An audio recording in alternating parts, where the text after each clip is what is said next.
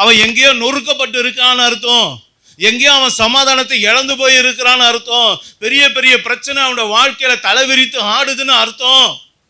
அதோடு கூட வேத வசனம் சொல்லுது பாருங்க, அவனை நொறுக்குகிற காரியம் அங்க நடந்துகிட்டு இருக்கு அப்படின்னு அர்த்தம். நல்லா யோசிச்சு பாருங்க.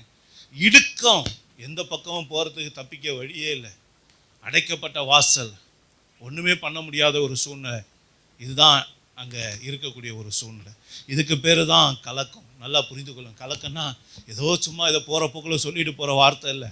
ஆண்டவர் விளக்கம் கொடுக்குறாரு பாருங்க. இவ்வளோ விஷயங்கள் அந்த மனுஷனையோ அந்த குடும்பத்தையோ அந்த தேசத்தையோ தாக்கும்போது தான் அந்த குடும்பம் கலங்கி போகிறது. அந்த தனிப்பட்ட நபர் என்ன பண்ணிடுறான், கலங்கி போகிறான் அப்படின்னு சொல்லி ஆண்டவர் சொல்றார். அப்போ நல்லா கவனிங்க, இந்த கலக்கத்தை யார் கொடுக்கறது? கலக்கத்தை யார் கொடுக்கறது? கலக்கம்னா என்ன அர்த்தம் பார்த்தோம். கலக்கம் யார் கொடுக்கறது அப்படின்னு பார்த்தீங்கன்னா, அதே 2 நாளாகவும் 15:6 வாசிங்க.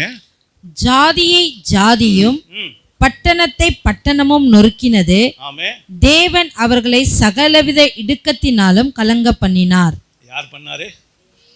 தேவன் பண்ணாரு. என்னங்க ஐயா, ஆசீர்வதிக்கிற தெய்வத்தை பார்த்துருக்கேன், விடுதலை கொடுக்கிற தெய்வத்தை பார்த்துருக்கிறேன், ஆனால் கலங்க பண்ண தெய்வத்தை இங்கே தான் பார்க்குறேன். யோசிச்சு பாருங்க. ஆண்டவர் இப்படியும் செய்வாரா? ஆமாம் செய்வார். அவர் சேட்டை பிடிச்ச ஆள். அவர் சேட்டை பிடிச்ச ஆள். பழகின ஆட்களுக்கு தான் தெரியும். யோனாவை கேட்டு பாருங்க. நான் பாட்டு படுத்து தூங்கிட்டு இருந்தேன், சும்மா இருக்கிற கடலை என்ன பண்ணாரு? குலுக்குனாரு. என்ன பண்ணாரு? கடலை குலுக்குனாரு. ஆமாம், அந்த கப்பலில் இருக்க சொந்தக்காரன் முதற்கொண்டு அந்த எக்ஸ்பீரியன்ஸான மாலுமி வரைக்கும் என்ன பண்ணுறதுனே தெரியல. கடைசியில் அவன் கடவுளை நோக்கி கூப்பிட ஆரம்பித்தான். என்னடா ஒரு ஆள் ஆப்சண்ட் ஆகுது, பார்த்தா உள்ள ஆள் என்ன பண்ணியிருக்காரு, தூக்கம் போட்டு தூங்கிட்டு இருக்காரு. நல்லா எழுப்பி கேட்டா அவரால் தான் பிரச்சனை தெரிஞ்சு போச்சு. என்ன பண்ணாரு? தூக்கி கடலில் போட்டாங்க. நல்லா கவனிச்சு பாருங்க.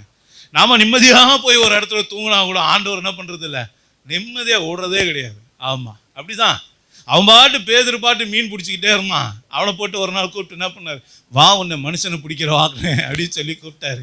பேதுரு கூப்பிட்டு கேட்டு பாருங்க, சொல்லுவான், நிம்மதியாக இருந்த ஐயா, நிம்மதியாக இருந்தேன், ஆனால் இந்த மனுஷன் என் வாழ்க்கையில் குறுக்கிட்டு என்ன பண்ணார், இப்படிதான் பண்ணார் அப்படின்னு சொல்லுவார். சேட்டை பிடிச்சாரு. அப்போ நல்லா புரிந்து கொள்ளுங்க. இங்கே ஆண்டவர் கலக்கத்தை ஒரு மனுஷனுடைய வாழ்க்கையில, ஒரு தேசத்துல அவருடைய பிள்ளைங்க வேற யார்கிட்டயும் அவர் கொடுக்கறதில்ல. நல்லா புரிந்து கொள்ளுங்க. அவர் யாரை நேசிக்கிறாயோ அதான் வசனம் சொல்லுது, நான் நேசிக்கிறவர்களை கடிந்து கொண்டு சிட்சிக்கிறேன். அப்போ அவர் யாரை நேசிக்கிறாரோ அந்த பிள்ளைகளோட வாழ்க்கையில தான் தேவன் இதை அனுமதிக்கிறார். அப்போ நல்லா கவனிங்க. அவர் அனுமதிக்கிறார்னா அதுக்கு ஏதோ ஒரு விஷயம் அங்கே இருக்குன்னு அர்த்தம். உண்மைதானே?